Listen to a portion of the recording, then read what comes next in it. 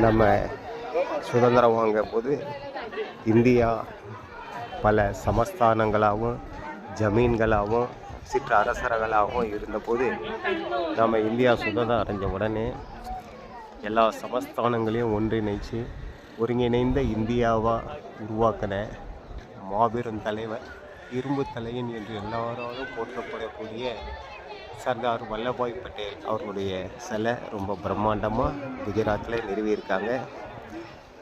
அந்த தங்கமான தலைவருடைய அந்த சிலையை தான் இந்த வீடியோவில் நீங்கள் பார்க்குறீங்க.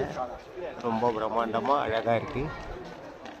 நம்ம இந்திய சுதந்திர போராட்ட வீரர் மட்டும் இல்லாமல் இந்தியாவை ஒருங்கிணைச்ச ஒரு மாபெரும் தலைவர் இவரே அப்படின்றது நமக்கு ரொம்ப பெருமையாக இருக்குது.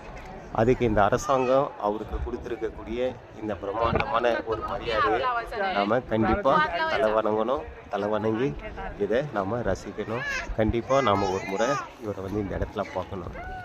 இது நம்ம இந்தியாவுக்கே ஒரு பெருமையாக இருக்கும் உலக நாடுகளில் அப்படின்றதில் எல்லாரும் சந்தேகம் இல்லை.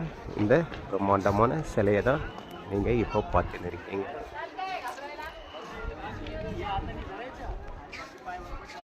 அழகான இந்த இந்திய மலையில் ஓடக்கூடிய நர்மதா நதி நம்ம வடநாடையும் தென்னாடையும் பிரிக்கக்கூடிய ஒரு மாபெரும் மலையாக இந்த விந்திய மலை இருக்குது.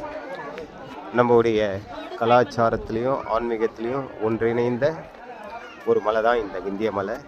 இந்த விந்திய மலையில் உற்பத்தி ஆகக்கூடிய இந்த வற்றாத ஜீவநதி நர்மதை. இப்போது நாம் கலச பூஜை இந்த மாதிரிலாம் பண்ணும்போது கங்கா, யமுனா, சரஸ்வதி, சைவ, கோதாவரி அப்படின்லாம் சொல்கிறப்போ கூடையே இந்த நர்மதையும் சொல்லுவாங்க. அப்படிப்பட்ட ஒரு புண்ணியமிக்க இந்த நர்மதா நதி கரையில் நாம் இப்போது சர்தார் வல்லபாய் பட்டேல் சிலையை அமைச்சிருக்காங்க நம்ம இந்திய அரசாங்கம். அந்த சிலையை தான் நாம் பார்த்துருக்கோம். இந்த இயற்கையான அழகில் ஒரு பிரம்மாண்டமான சிலையை இங்கே நிறுவியிருக்காங்க.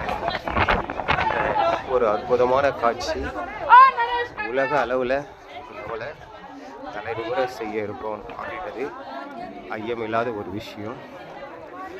இந்தியர்களாக பிறந்த நாம் எல்லாரும் பெருமை கொள்ளக்கூடிய ஒரு விஷயம்தான் சர்தார் வல்லபாய். ரொம்ப அழகாக இருக்குது.